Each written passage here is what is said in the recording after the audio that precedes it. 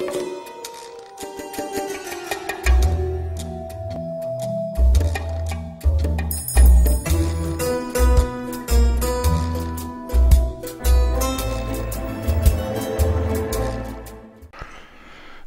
I had a little nugget spewed at me. Does color exist for blind people? And if so, does God exist for atheists? Now let's get down to what this little road apple is actually about.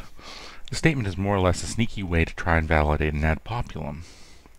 Basically, if you agree that color doesn't exist for a blind person, then the person making this statement says, aha! Then God exists, it's just that atheists lack the facilities to perceive him as most people can perceive him. Conveniently neglecting that there's a slew of gods out there.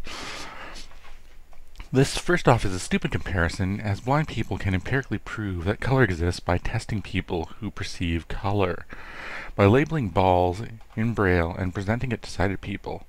After changing the labels to ensure that the test is blind, the results would prove that sighted people were able to distinguish the balls based on something that they perceived called color, and further testing would lead it to the truth that the sighted people were detecting a wavelength of the electromagnetic spectrum.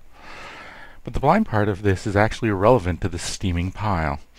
The premise is that perception is subjective, and therefore reality is subjective. Simply put, reality isn't subjective. If you jump off a bridge on our planet, you will fall, as you are being affected by gravity. No amount of believing that gravity doesn't exist will change this.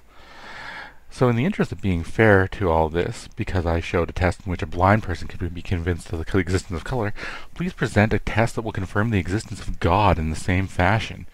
If you're correct in your assumption of the existence of God, this should be a trivial test to design and should be easily verifiable. Otherwise, this little nugget is exactly how I perceive it to be. A steaming pile of bullshit.